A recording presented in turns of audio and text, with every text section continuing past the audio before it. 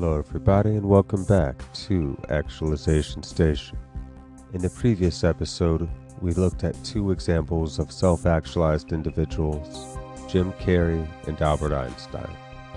And though the distance to the level of success achieved by such greats as Carrey and Einstein is indeed vast, the spectrum of what's possible, the true extent of our potential as human beings, is vast as well.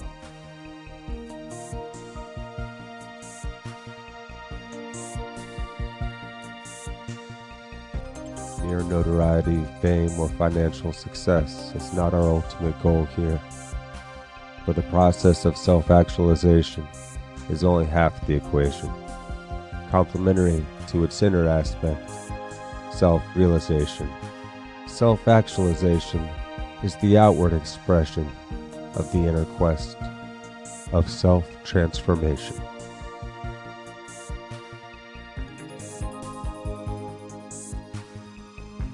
As Einstein said, a human being is part of a whole, called by us the universe, a part limited in time and space. He experiences himself, his thoughts and feelings, as something separate from the rest, a kind of optical delusion of his consciousness. The striving to free oneself from this delusion is the one issue of true religion.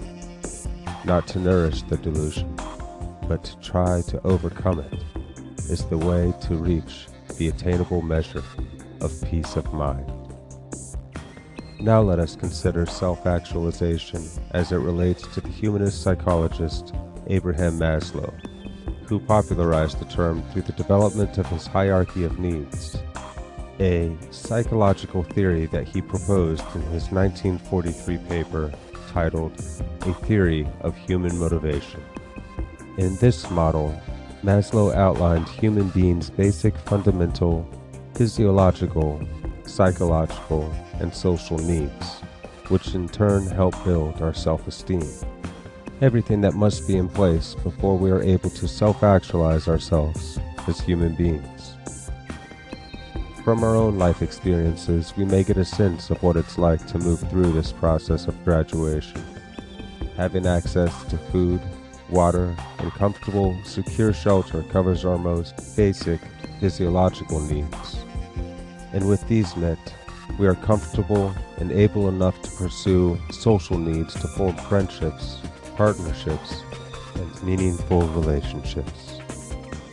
Through this achievement, we become able to fulfill other needs of belonging, that strange innate need to be a part of something greater than ourselves. In our own lives, we find belonging and a sense of meaning from being a part of a family, becoming involved in relationships, involved in the community, any group, church, team, any activity that we are communally involved in, fulfills our sense of belonging and grants us the experience of a meaningful life. This in turn builds our self-esteem and can help us meet deeper psychological needs. And with all of this in line, we become most able to self-actualize. Of course, the process is ongoing for us all. Even at the top, there is depression, failed relationships, and the same human suffering and existential drama. We might as well work from the ground up, as Maslow suggested, by committing to self-realization from the start, because no amount of success will make us happy if we are not already grounded within.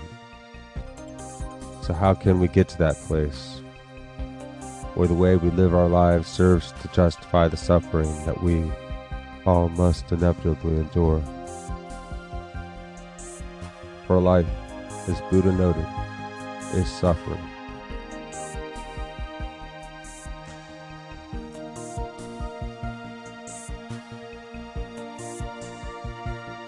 If we can learn to love what we are doing in almost any moment, we can excel at what we love the most all the more, for we are deepening our capacity for appreciation of it all, regardless.